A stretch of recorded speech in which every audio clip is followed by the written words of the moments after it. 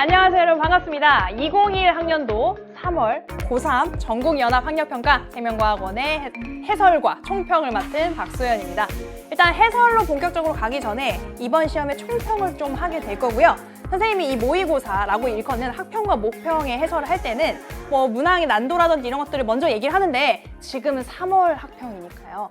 3월 학평에 대해서 일단 먼저 좀 얘기를 하도록 하겠습니다. 3월 학평 여러분들 결과가 어땠나요? 굉장히 처참한 친구들도 있을 거고 생각보다 선방했다 하는 그런 친구들도 있을 거예요. 그래서 이번 3월 학평의 결과 자체가 중요하다고 볼 수는 없고, 자 보시면 방학 동안 그래도 한 번이라도 개념 정리를 제대로 했다, 한 번은 돌렸다, 그런 친구들은 이번에 뭐 다 맞았을 수도 있겠지만 일부 이거 좀 헷갈리는데 앞부분 내용은 조금 공부한 지가 돼서 좀 헷갈린다, 잊어버렸다, 이런 부분들이 발견이 됐을 거예요. 그래서 그런 부족한 부분들이 눈에 띄게 되는 그런 아주 중요한 시험이었고, 그 다음에 개념 공부를 제대로 안 했어, 아예 손을 놓고 국영수 공부만 막 했다든지 아니면 앞부분의 일부만 하다가 중간에 포기해서 흐지부지 됐다든지 이런 친구들은 문제 자체에 손을 못 댄 경우가 많을 겁니다. 왜? 어려운 단원들이 다 뒤에 있기 때문에 앞부분만 공부하다가 포기했거나 아예 못 봤으면 이게 무슨 소리야 막 이렇게 하고 지나갔을 경우가 있거든요. 그럼 공부가 된 친구들은 내가 어디가 부족한지가 보이는데, 이 친구들은 일단 오늘 굉장히 허탈감을 느꼈을 거예요. 나 이거 올해 수능 볼 수 있나? 이런 생각을 하게 됐을 겁니다. 그래서 이번 3월 학평의 결과가 굉장히 중요한 거예요. 그 결과, 점수 자체가 중요한 게 아니고 이 3월 학평을 통해서 반성하고 내가 이렇게 살면 안 되겠구나, 지금처럼 하면 안 되겠구나, 그렇게 반성하고 다음 방향을 잡는 것이 굉장히 중요하다. 선생님이 이제 솔직히 말해서 이번 3월 학평 전까지 공부를 진짜 열심히 했다, 제대로 잘했다 하는 친구들은 이 강의를 보고 있지 않을 확률이 너무 높아요. 왜? 문항이 쉬웠거든. 내가 굳이 해설 강의를 보지 않아도 다 해결이 됐어. 그런 친구들이 많기 때문에 이걸 보는 친구들은 앞으로의 방향을 잘 잡으셔야 돼요. 자, 그래서 다음은 4월 학평입니다. 4월 14일로 예정이 돼 있는 걸로 선생님이 알고 있는데 얼마 안 남았어요. 지금 3월 25일이니까. 그래서 남은 4월까지 그때도 정신을 못 차리고 지금과 똑같은 상태로 문제를 푼다. 이거 무슨 소리야? 모르겠는데? 4단원 모르겠는데? 3단원, 5단원 모르겠는데? 이러면 그땐 그건 큰 문제예요. 한 번 충격을 받았는데도 그 다음에 개선이 없다. 그거는 우리가 수능 날까지도 개선이 된다고 볼 수 있을까요? 얼마나 시간이 주어져야 여러분들이 공부를 할까요? 그러니까 지금 당장 좀 정신을 차리시고 4월부터는 달라진 모습 보여줬으면 좋겠습니다. 180도까지는 안 바래요. 우리가 공부를 한다고 해서 4월 얼마 남지 않았는데 바로 1등급 받을 수는 없거든요. 그래도 조금의 변화는 점차 가져봐야 되겠죠. 그게 가장 중요한 학평, 이번 3월 학평의 포인트라고 보시면 되겠습니다. 자, 그럼 이제는 본격적으로 이 3월 학평 시험에 대한 얘기를 좀 해보도록 하겠습니다. 단원별 문항수 이렇게 되어 있고요. 5개 단원이죠. 조금 특이한 점은 보통 3단원 8문항으로 출제가 되는데 여기서 한 문항을 떼서 5단원에서 한 문항이 더 출제가 됐다는 거. 근데 지금 학평 같은 경우에는 문항수가 조금 변동이 있을 수 있습니다. 그래서 그냥 그런 전체적인 경향만 보시고 난도를 총평을 해보자면 지금 이 3월 학평 문항 그대로 수능에 나오잖아요. 수능에서 이 문항이 나왔다. 그러면 1등급 컷을 50점 보겠습니다. 만점 받아 1등급 받을 수 있어요. 그래도 4% 이상 굉장히 많이 나올 거예요. 그 정도 수준이다. 근데 여러분들은 지금 시간 내에 못 풀었을 수도 있고 손도 못 댔을 수도 있어요. 괜찮습니다. 아직 3월이니까요. 다음 4월에서 좀 나아진 모습 보여주기만 하면 됩니다. 됐죠? 자, 이렇게 되어 있고 단원별로 1단원에서 한 문제 나왔는데 생물의 특성과 연역적 탐구를 섞은 그런 이렇게 섞여 있는 문항이 출제가 됐고요. 어렵진 않았을 거예요. 그 다음에 2단원에서 물질 대사, 광합성과 세포 호흡, 그 다음에 기관계에 대해서 이렇게 물어보는 문항 쉽게 출제가 됐습니다. 그 다음에 3단원에서 7문제 출제가 됐는데 보시면 여기서는 자극의 전도랑 근수축이 다 나왔다는 거, 둘 다 나왔다는 거, 그게 하나의 포인트가 되겠고, 그 다음에 우리가 항상성 조절도 다 나왔죠. 체온, 그 다음에 삼투압 빠지고 체온 조절과 혈당량 조절 2가지가 나왔다고 볼 수가 있겠습니다. 그래서 지금 자극의 전도랑 근육의 수축은 작년 평가원 경향이랑은 조금 다르게 자극의 전도가 살짝 어렵게, 근육의 수축은 완전 쉽게 나왔어요.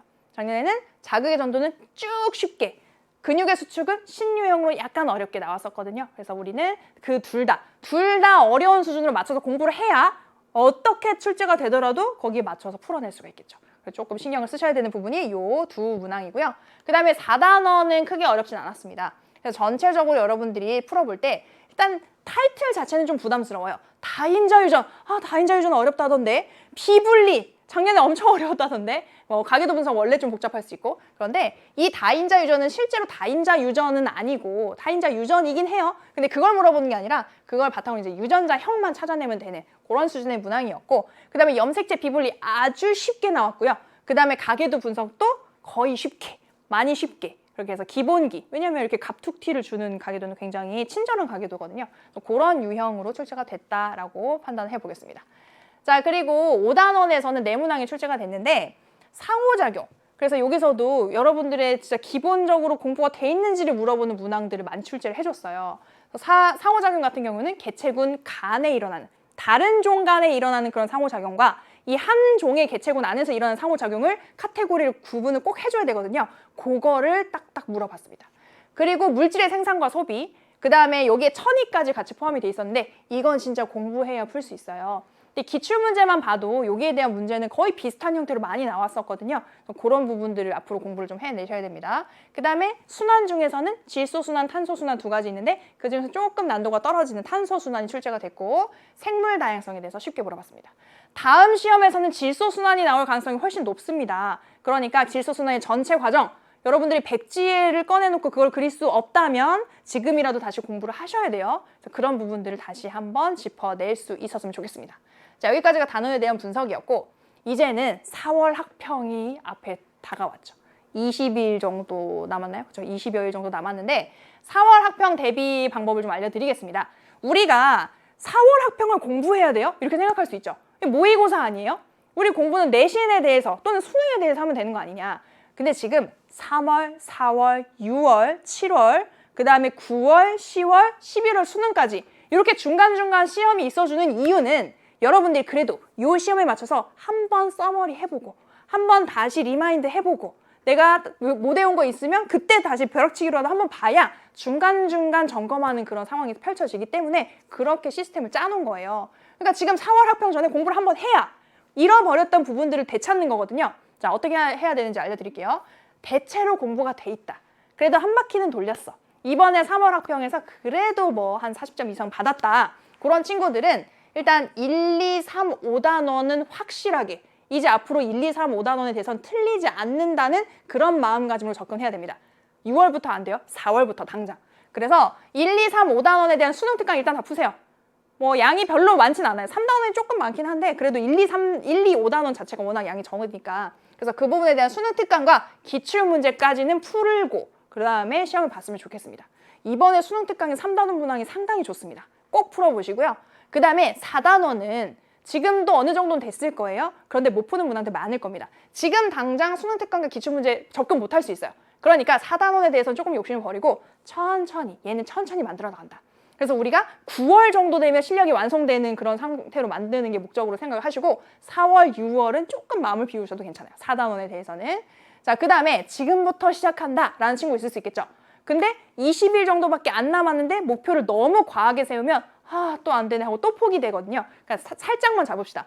그래서 4월 학평까지 1단원, 2단원, 5단원 양 정말 적어요. 3단원이지만 1단원, 2단원, 5단원을 완벽하게 정복해서 그 문제를 다 맞추는 것까지 하시는 거예요.